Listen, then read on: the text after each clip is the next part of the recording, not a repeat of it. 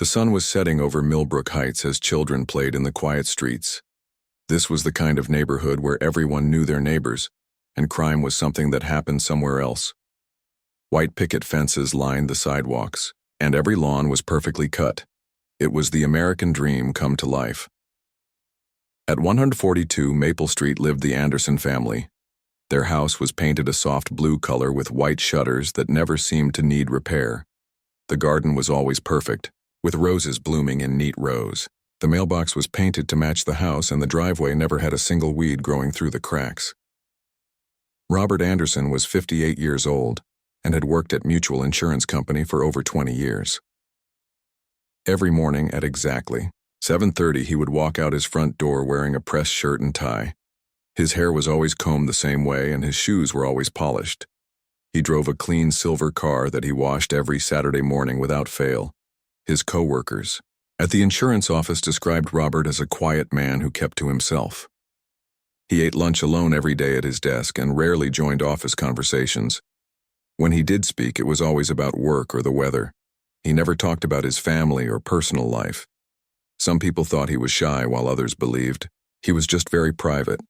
Margaret Anderson was 55 years old and spent her days taking care of their home. She had not worked outside the house for many years. Every Tuesday, she went grocery shopping at the same store and bought the same items. She always paid with exact change and never used coupons like other customers. The store clerks knew her by sight, but she never made small talk. The neighbors on Maple Street would sometimes see Margaret working in her garden early in the morning. She wore the same straw hat and gardening gloves every time. If someone waved, "Hello?" she would give a small nod, but she never stopped to chat over the fence like other neighbors did. Her roses were the most beautiful on the street, but she never shared gardening tips with anyone who asked. Then there was Jessica Anderson. At 34 years old, she still lived in the same bedroom she had grown up in. The room had pink walls and stuffed animals on the shelves, just like when she was a little girl.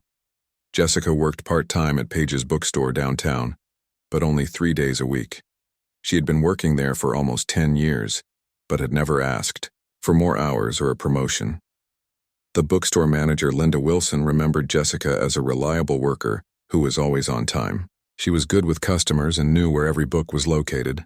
But Jessica never joined the other employees for lunch or after-work drinks. During her breaks, she would sit alone reading romance novels. She never talked about having a boyfriend or going on dates. Jessica looked younger than her age with long brown hair that she usually wore in a ponytail. She dressed in simple clothes that looked like they were bought years ago. Some customers at the bookstore thought she was a college student working to pay for school. They were always surprised to learn she was in her 30s. The strange thing about Jessica was how close she was to her parents. Most people her age had their own apartments or houses, but Jessica seemed happy living at home. She went grocery shopping with her mother every Tuesday and never complained about it. On weekends, she would help her father wash his car and work in the garden with her mother. Dr. Patricia Mills lived next door to the Andersons for 15 years. She was a retired teacher who spent a lot of time in her front yard. She noticed things about her neighbors that others might miss. Dr. Mills often saw Jessica asking her parents for permission to do simple things like go to the store or visit the library. It seemed odd for a grown woman, but she never said anything. Sometimes Dr. Mills would hear voices from the Anderson house, but never loud arguing like other families. The voices were always controlled and quiet. She noticed that Jessica never had friends visit and never went out in the evenings. The only time Jessica left the house alone was to go to work at the bookstore. Tom Bradley, who lived across the street, worked as a mailman for 30 years before retiring. He delivered mail to the Anderson house for over a decade. Tom noticed that the family got very little personal mail. No birthday cards or letters from relatives. Most of their mail was bills and business letters. The only magazines they received were about gardening and home improvement. The Anderson family attended St. Mary's Church every Sunday morning. They always sat in the same pew near the back and left immediately after the service ended. Father Joseph Martinez had been the priest there for 8 years. He tried many times to get the Anderson family involved in church activities, but they always politely declined. They donated money when the collection plate was passed, but never volunteered for anything. Other church members found the Andersons polite but distant. Margaret would sometimes bring homemade cookies to church events, but she never stayed to socialize. Robert would shake hands with people but never started conversations. Jessica would stand quietly beside her parents and rarely spoke to anyone. The Anderson family had a routine that never changed. Every morning Robert left for work while Margaret cleaned the house. Jessica worked at the bookstore 3 days a week and spent the other days at home. In the evenings, they ate dinner together at exactly 6 o'clock. After dinner, they would watch television until 9:30 and then go to bed. On Sundays, they went to church and spent the afternoon working in the garden. During the summer months, the Anderson family never took vacations like their neighbors. While other families went to the beach or visited relatives, the Andersons stayed home. They would work in their garden and make small repairs to their house. Jessica never seemed to mind missing out on summer fun that other people her age enjoyed. The neighbors thought the Anderson family was just very private and maybe a little old-fashioned. In a world where families were falling apart and children were disrespectful, the Andersons seemed to have strong family values. Jessica was a good daughter who took care of her aging parents. Robert was a hard-working man who provided for his family. Margaret was a dedicated wife and mother who kept a beautiful home. Nobody suspected that behind the perfect facade, something very dark was growing. The quiet house on Maple Street held secrets that would shock the entire neighborhood. The Anderson family that everyone admired was about to become the center of one of the most disturbing true crime cases in the state's history. Part 2. The Discovery. It was a cold Monday morning in November when the phone rang at the Millbrook Heights police station. The caller was Janet Stevens from Mutual Insurance Company, where Robert Anderson had worked for 20 years. Her voice sounded worried as she spoke to the dispatcher. "Robert Anderson hasn't been to work in 5 days," Janet explained. "He never misses work without calling. We've tried calling his house, but nobody answers. This isn't like him at all." Detective Michael Thompson had been with the police department for 15 years. He was known for being thorough and patient with his cases. When the welfare check request came across his desk, he thought it would be routine.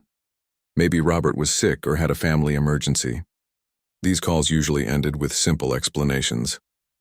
Detective Thompson drove to 142 Maple Street that afternoon. The house looked exactly the same as always. The garden was still neat and the blue paint still looked fresh. Robert's silver car was parked in the driveway, which seemed odd if he was supposed to be at work. Thompson walked up to the front door and knocked loudly. After a few minutes, the door opened slightly. Jessica Anderson stood in the doorway looking nervous. Her hair was messy and she was wearing an old sweatshirt with stains on it. This was very different from how neighbors usually saw her dressed. "Hello, Miss Anderson," Detective Thompson said, politely. "I'm here because your father hasn't been to work this week. His employer is worried about him. Is everything okay?" Jessica's hands were shaking as she held onto the door. She only opened it wide enough to speak through the gap. "Oh, yes, everything is fine," she said quickly. "My parents are visiting my aunt in Ohio. They'll be back soon." Detective Thompson noticed that Jessica wouldn't look him in the eyes. She kept glancing back into the house as if she was worried about something. "When did they leave for Ohio?" he asked. "And why didn't your father tell his work?" They left last week," Jessica replied. Her voice was getting higher and more nervous. "It was sudden because my aunt got sick. My father must have forgotten to call work because he was worried about family."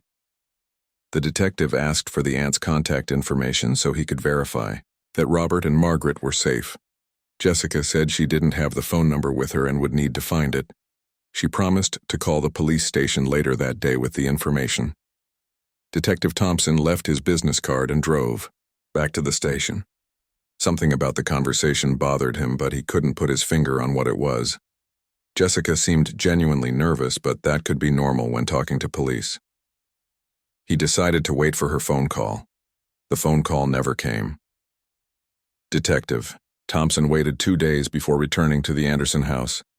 This time he brought Officer Sarah Martinez with him. When they knocked on the door, it took even longer for Jessica to answer. "Miss Anderson, we're still waiting for your aunt's contact information," Detective Thompson said.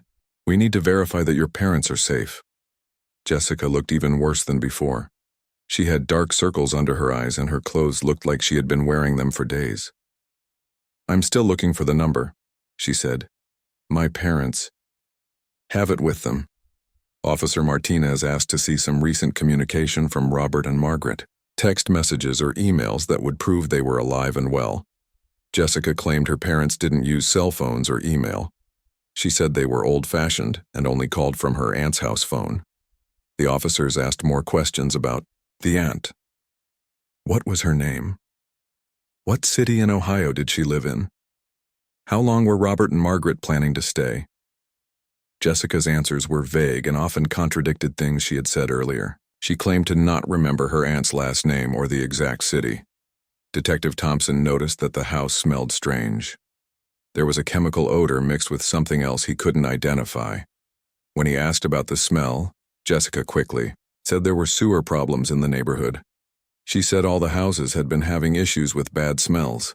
The detective made phone calls to other neighbors that evening. Nobody else reported sewer problems or strange smells. Dr. Mills, from next door, said she had noticed the odor coming from the Anderson house for months.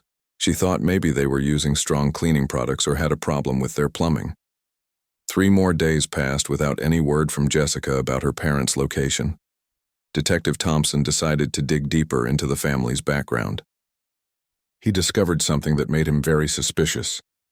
Robert and Margaret Anderson had no relatives in Ohio. In fact, they had very few relatives anywhere. Margaret's only sister, Emma, lived in California. Detective Thompson called her immediately. Emma was shocked to hear that Margaret and Robert were supposed to be visiting family in Ohio. That's impossible, Emma said. Margaret would never travel without telling me first. We talk on the phone. Every month. I haven't heard from her since last spring. Emma explained that she had been trying to call her sister for months but never got an answer. She assumed Margaret and Robert were just busy with their lives. Emma said she had been planning to visit them for Christmas. Armed with this new information, Detective Thompson returned to the Anderson house the next morning. This time he brought a search warrant. Jessica answered the door looking terrified when she saw the legal papers. Miss Anderson, we have reason to believe your parents may be in danger, the detective said. We need to search your house to make sure they're not here and unable to call for help. Jessica's face went completely white. She stepped back from the door and started crying. You can't come in, she said. My parents will be angry if strangers go through their things. Officer Martinez gently explained that they had legal permission to enter the house. Jessica had no choice but to let them inside. She followed closely behind the officers as they began their search of the main floor. The house was clean, but had that same strange chemical smell. Detective Thompson noticed that some rooms seemed unusually cold while others were very warm. The heating in the house didn't make sense. It was Officer Martinez who first noticed that the basement door was sealed with duct tape around the edges. When she pointed this out to Detective Thompson, he immediately called for backup and the crime scene unit. Jessica collapsed into a chair and started crying harder. Please don't go down there, she begged. You don't understand what happened. It wasn't supposed to be like this. Detective Thompson carefully cut through the tape and opened the basement door. The smell that came up from below was overwhelming. Both officers immediately knew they had found Robert and Margaret Anderson. The basement was dark except for a small lamp in one corner. Behind a makeshift wall made of cardboard and plastic sheeting were 2 large bundles wrapped in tarps and plastic bags. The smell of death and chemical air fresheners mixed together in a way that made both officers feel sick. Jessica was arrested immediately while the crime scene team took over the house. The bodies were so badly decomposed that it was clear Robert and Margaret Anderson had been dead for a very long time. Much longer than the few days Jessica had claimed they were visiting Ohio. The quiet neighborhood of Millbrook Heights would never be the same. The perfect family that everyone admired had been hiding the most horrible secret imaginable. Jessica Anderson had been living in the same house with her dead parents for what appeared to be years. The crime scene team worked for 3 days to process the Anderson house. What they found shocked even the most experienced investigators. The basement had been turned into a makeshift tomb where Jessica Anderson had hidden her parents' bodies for nearly 4 years. Dr. Rebecca Coleman was the forensic expert called to examine the scene. She had worked on hundreds of cases, but nothing had prepared her for what she found at 142 Maple Street. The bodies were wrapped in multiple layers of plastic and duct tape. Around them, Jessica had built walls made of cardboard boxes and old furniture to hide the smell in sight. The level of planning was incredible, Dr. Coleman explained to Detective Thompson. She had industrial-strength air fresheners everywhere. Boxes of baking soda were scattered around the basement. She even installed extra fans to move air around. The house records showed that Jessica had made several purchases at hardware stores over the years. She bought plastic sheeting, duct tape, industrial cleaners, and dozens of air fresheners. Store employees remembered her as a quiet customer who always paid cash and never asked for help loading heavy items into her car. Jessica had created a routine to manage living with the bodies. Every few weeks she would go down to the basement to change the air fresheners and add more baking soda around the wrapped remains. She had notebooks where she kept track of when she did these maintenance visits. The most disturbing discovery was that Jessica had continued to live normally in the rest of the house. Her bedroom was directly above where her parents' bodies were hidden. She cooked meals in the kitchen and watched television in the living room as if nothing had happened. Dr. Michael Foster was a criminal psychologist brought in to help understand how Jessica could live this way for so long. He explained that some people can separate their minds into different parts when dealing with extreme situations. Jessica created a mental wall between the basement and the rest of her life, Dr. Foster said. In her mind, the basement became a separate place that didn't affect her daily routine. This kind of compartmentalization is rare but not impossible. The investigation revealed that Jessica had planned for the smell problem before her parents died. She had been buying air fresheners and cleaning supplies for months. She told store clerks that her parents were very particular about keeping the house clean. During the hot summer months, the smell became much worse. Jessica would leave the house for weeks at a time during these periods. She told neighbors she was visiting friends or taking vacations. Nobody questioned why a woman who rarely left home was suddenly traveling so much. Jessica had also prepared for questions from neighbors about strange odors. She created a story about sewer problems that affected the whole neighborhood. She even called the city several times to report fake sewer issues. This gave her an excuse when people complained about bad smells. The financial investigation showed why Jessica was willing to live with such horrible conditions. After her parents died, she continued to collect their Social Security checks every month. She also had access to their bank accounts and credit cards. Robert's pension payments kept coming and Jessica deposited every check. Bank records showed that Jessica had stolen over $200,000 during the 4 years. She used the money to buy things online and pay for the house expenses. She even took several vacation trips to Florida and California using her parents' credit cards. Detective Thompson discovered that Jessica had become very good at forging her parents' signatures. She practiced writing like them for hours until she could copy their handwriting perfectly. She used these fake signatures on tax returns, insurance forms, and bank documents. Every year, Jessica filed tax returns for Robert and Margaret as if they were still alive. She claimed they had moved to Florida for health reasons but still owned the house in Millbrook Heights. The tax forms were filled out correctly and always filed on time, so nobody suspected anything was wrong. Jessica also had to deal with people who wanted to visit or contact her parents. When Robert's co-workers called, she said he was too sick to come to the phone. When Margaret's doctor's office called for appointment reminders, Jessica said her mother had found a new doctor in Florida. The most challenging situation was when Margaret's sister, Emma, tried to visit from California. Jessica had to think quickly to keep Emma away from the house. She told Emma that her parents were on a long cruise and wouldn't be back for months. This lie worked for a while, but Emma became suspicious when the cruise was supposed to last 6 months. Church members from St. Mary's also asked about Robert and Margaret. Jessica told them her parents had joined a new church in Florida and were very happy there. She even sent fake postcards pretending to be from her parents saying how much they enjoyed their new life. The investigation found that Jessica had researched how to hide bodies and avoid detection. Her computer history showed searches for topics like how long does it take for bodies to decompose and hiding smells from dead animals. She had spent hours reading about criminals who had hidden bodies successfully. Dr. Coleman determined that Robert and Margaret had been dead for almost exactly 4 years when their bodies were discovered. The plastic wrapping had slowed down decomposition, but both bodies were in very poor condition. It would be difficult to determine exactly how they died. The basement also contained evidence of Jessica's declining mental state. She had written notes to herself about remembering to buy air fresheners and change the plastic wrapping. Some of the notes didn't make sense and showed that she was becoming confused about time and reality. Jessica had also kept some of her parents' personal items in her bedroom. She had Robert's watch and Margaret's jewelry in a box under her bed.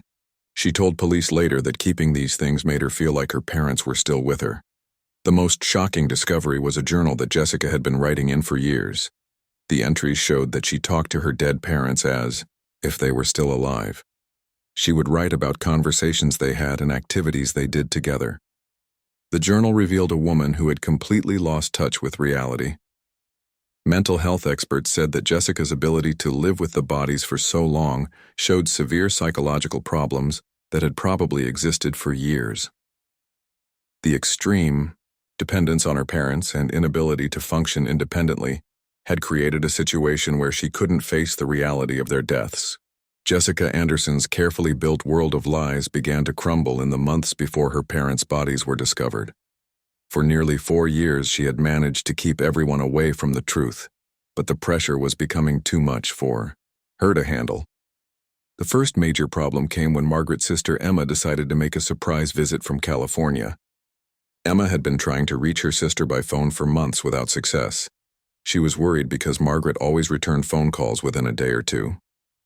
Emma called the Anderson house several times during the summer, but Jessica always had excuses. She said Margaret was sleeping or out shopping or not feeling well enough to talk. Emma became suspicious when these excuses continued for weeks. Something wasn't right. Emma later told investigators. Margaret would never ignore my calls for this long. We talked every month for 30 years. She was my only sister and we were close. In September, Emma decided to fly to Millbrook Heights without telling Jessica she was coming. She wanted to surprise her sister and see for herself that everything was okay. Emma rented a car at the airport and drove straight to Maple Street. When Emma knocked on the door that afternoon, Jessica was terrified. She had not expected anyone to show up without calling first. Through the window, Jessica could see Emma standing on the porch looking determined to wait for an answer. Jessica opened the door only a few inches and spoke through the gap. Emma, what are you doing here? She said nervously. Mom and Dad aren't home right now. Emma thought it was strange that Jessica looked so nervous and wouldn't open the door fully.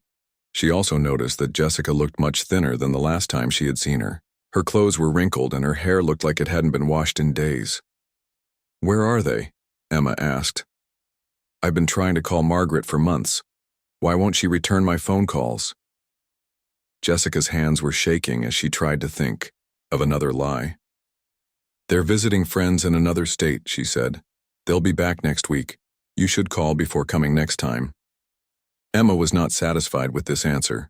She had driven all the way from California and was not going to leave without seeing her sister. She pushed gently against the door and tried to look into the house.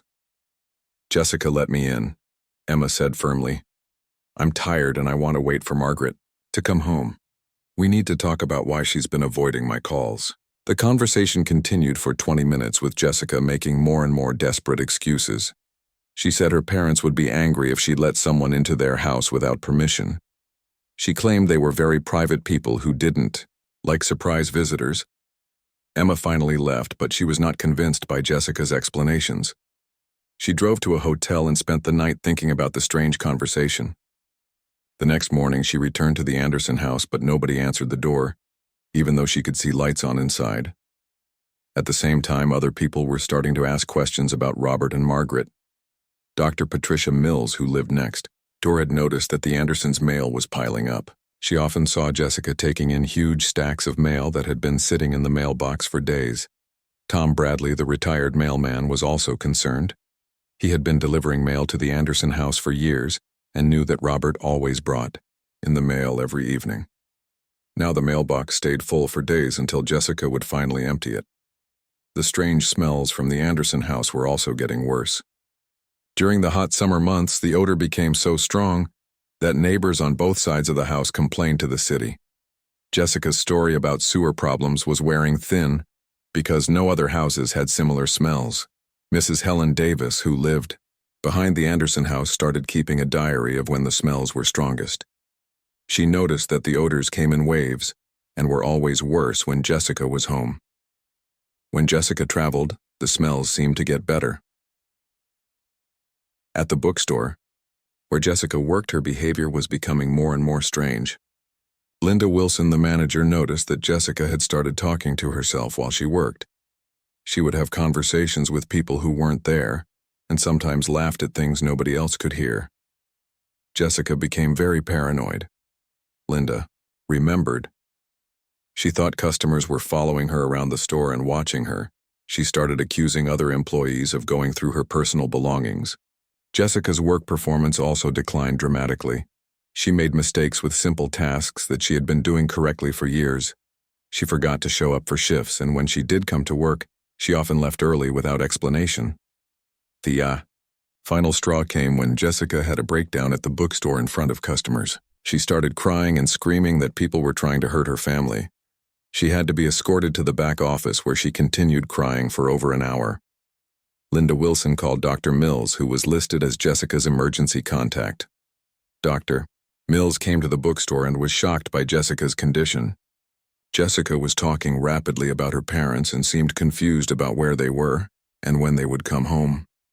She kept saying her parents were coming to pick her up from work, Dr. Mills explained, but she also said they were in Florida and wouldn't be back for weeks.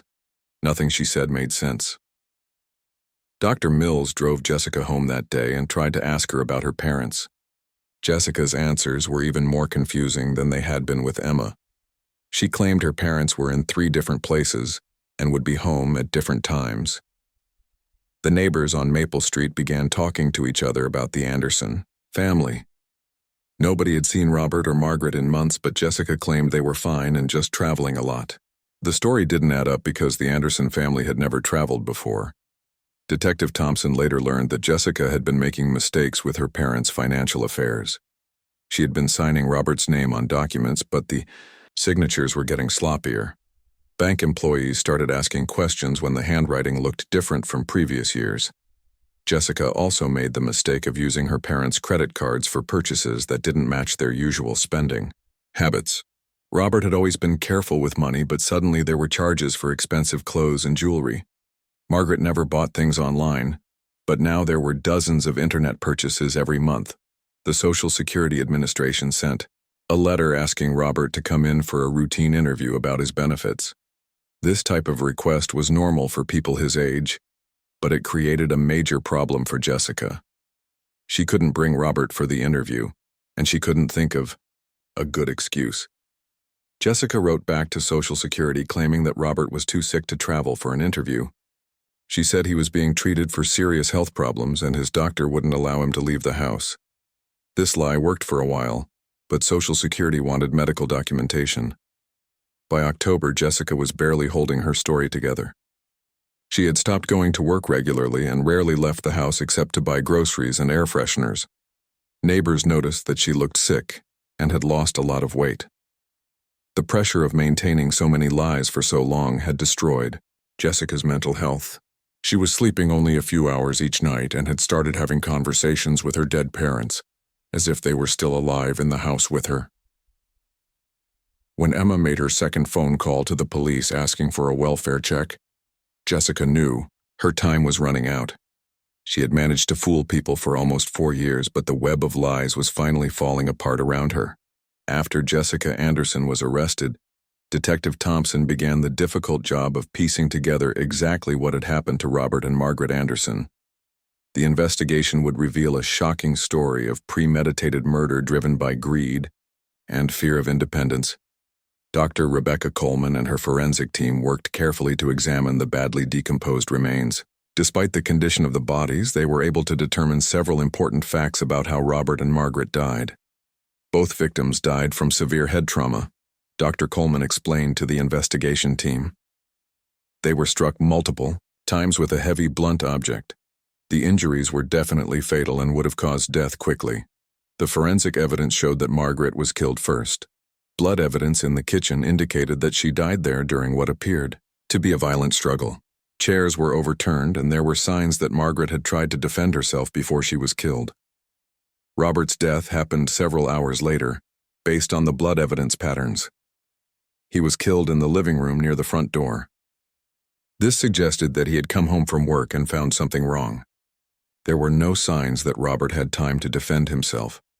Detective Thompson studied the crime scene photos and concluded that Jessica had time to plan Robert's murder after killing her mother. She could have cleaned up some of the blood and prepared to attack her father when he returned home from work. The murder weapon was never found, but experts believed it was probably a hammer or similar heavy tool. Jessica had plenty of time to dispose of the weapon after the murders. She could have thrown it in a dumpster or buried it somewhere far from the house. To understand why Jessica committed these terrible crimes, investigators had to look at the months leading up to the murders.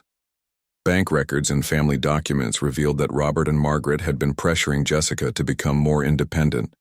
Jessica had been living like a child for her entire adult life. She had never paid rent, or utilities, or bought her own food. Her parents gave her spending money and made most of her decisions for her. At age 30, this lifestyle was becoming a problem for everyone. Robert's co-workers remembered him complaining about Jessica during lunch breaks. He said she was lazy and refused to get a full-time job or move out of the house. Robert was embarrassed that his daughter was still dependent on her parents at such an old age. Margaret had also been frustrated with Jessica's lack of independence. She told her sister Emma during their last phone conversation that they were going to force Jessica to pay rent or find her own apartment. Margaret was tired of taking care of a grown woman who acted like a teenager. The final argument happened on a Tuesday evening in March. Jessica's computer history showed that she had been researching apartments and job listings, but had no intention of actually moving out or working full-time. She was angry that her comfortable life was being threatened. According to the timeline investigators put together, Margaret approached Jessica about paying rent while they were cleaning up after dinner. Margaret had been patient for years, but she was finally ready to force her daughter to grow up. The conversation quickly turned into an argument when Jessica refused to discuss paying rent or getting a better job. Margaret became frustrated and told Jessica that she was acting like a spoiled child. She said it was time for Jessica to take responsibility for her own life. Jessica's anger exploded when Margaret threatened to charge her rent starting the next month. In her mind, this was a betrayal by the person who was supposed to take care of her forever. She grabbed a hammer from the kitchen drawer and attacked her mother without warning. The attack was brutal and lasted several minutes. Margaret tried to fight back, but she was no match for her younger and stronger daughter. Jessica continued hitting her mother even after she was unconscious and clearly dying. After Margaret was dead, Jessica had several hours to think about what she had done. Instead of calling for help or turning herself in, she began planning how to kill her father too. She knew Robert would ask questions about where Margaret was, and she couldn't explain what had happened. Jessica cleaned up most of the blood in the kitchen and moved her mother's body to the basement. She then waited for her father to come home from work. When Robert walked through the front door that evening, Jessica was ready with the same hammer she had used to kill Margaret. Robert never had a chance to understand what was happening. Jessica attacked him immediately, and he died within minutes. She then dragged his body to the basement and began the process of wrapping both bodies in plastic. The computer evidence showed that Jessica had been planning the murders for at least 6 months. Her internet searches included topics like how to hide dead bodies and what happens if you don't report a death. She had also looked up information about collecting Social Security benefits illegally. Jessica had researched the legal requirements for reporting deaths and realized that she could continue collecting her parents' benefits if nobody knew they were dead. She had calculated exactly how much money she could steal and decided it was worth the risk. The most disturbing evidence was a notebook investigators found in Jessica's bedroom. She had written detailed plans for killing her parents and hiding their bodies. The notebook showed that she had been thinking about murder for months before she actually did it. In the notebook, Jessica wrote that her parents deserved to die because they were trying to ruin her life. She believed that forcing her to pay rent was cruel and unfair. In her twisted mind, murder was a reasonable solution to her problems. Jessica had also planned how to explain her parents' absence to neighbors and relatives. She had prepared stories about them moving to Florida and visiting relatives. She even practiced forging their signatures before they were dead. The psychological evaluation revealed that Jessica had severe mental health problems that made her unable to function like a normal adult. She had never learned basic life skills and was completely dependent on her parents for everything. Dr. Michael Foster explained that Jessica's extreme dependence had created a dangerous situation. When faced with the possibility of losing her support system, Jessica chose murder over independence. In her mind, killing her parents was easier than learning to take care of herself. The investigation also revealed that Jessica had no remorse for what she had done. During police interviews, she showed more concern about losing her comfortable lifestyle than about murdering two people. She seemed to believe that her parents had forced her to kill them. Jessica's defense team would later argue that years of being treated like a child had damaged her ability to think rationally. They claimed that Robert and Margaret had created the situation that led to their own deaths by never teaching Jessica to be independent. However, the evidence clearly showed that Jessica had planned the murders carefully and knew exactly what she was doing. She had months to consider other options but chose violence instead. The murders of Robert and Margaret Anderson were cold-blooded crimes committed for money and convenience. The trial of Jessica Anderson began on a cold February morning 8 months after her arrest. The courthouse in downtown was packed with reporters and curious citizens who wanted to see the woman who had murdered her parents and lived with their bodies for 4 years. District Attorney William Chen had been prosecuting criminal cases for 20 years, but he said the Anderson case was the most disturbing he had ever handled.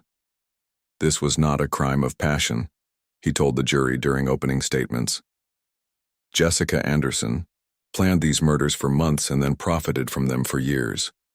Jessica's defense attorney, Maria Rodriguez, faced an almost impossible task. The evidence against her client was overwhelming, and the crimes were so shocking that most people couldn't understand how anyone could do such things. Rodriguez decided to argue that Jessica was mentally ill and not responsible for her actions. Jessica Anderson is a deeply sick woman who never learned to live as an independent adult, Rodriguez told the jury. Her parents created a situation where she was completely helpless without them. When they threatened to cut off her support, she snapped and did something terrible. The prosecution called dozens of witnesses during the 3-week trial. Detective Thompson testified about finding the bodies and Jessica's attempts to lie about her parents' whereabouts. Dr. Coleman explained the forensic evidence that proved both victims were murdered. Bank employees testified about the forged signatures and illegal use of Robert and Margaret's accounts. Social Security investigators explained how Jessica had continued collecting benefits for dead people. The financial evidence showed that Jessica had stolen over $200,000. Emma testified about her unsuccessful attempts to contact her sister and her suspicions that something was wrong. She cried as she described learning that Margaret had been dead for years while she was leaving messages asking why her sister wouldn't call back. The most powerful testimony came from neighbors who described the strange smells and Jessica's increasingly odd behavior. Dr. Mills talked about seeing Jessica talking to herself and acting paranoid. Linda Wilson from the bookstore described Jessica's mental breakdown at work. Jessica herself took the witness stand on the 2nd week of the trial. She showed little emotion as she described killing her parents with a hammer. She claimed she didn't remember much about the actual murders but remembered being very angry about having to pay rent. "They were trying to force me out of my home," Jessica said in a flat voice. "I had nowhere else to go. They knew I couldn't take care of myself, but they didn't care. They were being mean to me." When the prosecutor asked Jessica if she understood that murder was wrong, she said yes, but claimed she wasn't thinking clearly at the time. She said living with the bodies felt normal because she could pretend her parents were still alive and taking care of her. Jessica's testimony shocked everyone in the courtroom because she showed no remorse for what she had done. She seemed more upset about being caught than about murdering two people. Several jurors were seen shaking their heads in disbelief. The defense called several mental health experts who testified that Jessica had severe psychological problems. They said years of extreme dependence on her parents had left her unable to function in the real world. They argued that she was not mentally competent when she committed the murders. Dr. Sarah Williams, who examined Jessica after her arrest, said she had the emotional development of a child. Jessica never learned basic adult skills like paying bills or making decisions. When faced with independence, she chose violence instead of growth. However, the prosecution's mental health experts disagreed. Dr. Robert Taylor testified that while Jessica had problems, she clearly knew right from wrong. The months of planning and the elaborate cover-up proved that she understood her actions were illegal.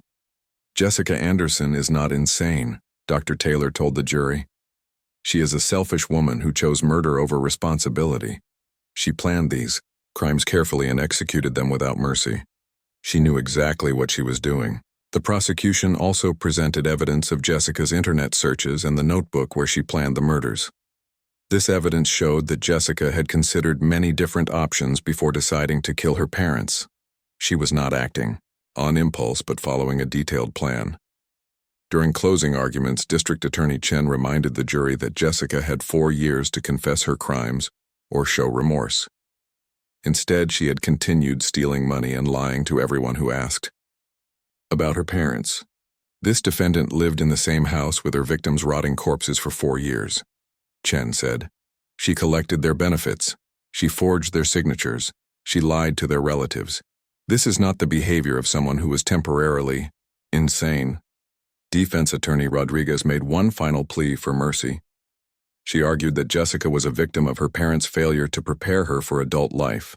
She asked the jury to consider life in prison instead of the death penalty. The jury deliberated for only 4 hours before reaching their verdict. Jessica Anderson was found guilty on 2 counts of first-degree murder and multiple counts of fraud and identity theft. The evidence was so clear that the jurors said they never seriously considered any other verdict. During the penalty phase of the trial, the prosecution asked for the death penalty. They argued that the murders were especially cruel and that Jessica had shown no remorse. The defense asked for life in prison without parole. After 2 days of testimony about Jessica's childhood and mental health, the jury recommended life in prison without the possibility of parole. Judge Margaret Thompson sentenced Jessica to serve 2 consecutive life terms plus 50 years for the financial crimes. These were among the most cold-blooded murders I have seen in 30 years on the bench, Judge Thompson said during sentencing. The defendant showed complete disregard for human life and continued to profit from her crimes for years. Jessica showed no emotion when the sentence was announced. She was immediately transferred to the women's maximum security prison, where she will spend the rest of her life. Prison officials said she has been a quiet inmate who keeps to herself and rarely speaks to anyone. The Anderson house on Maple Street remains empty 5 years after the murders.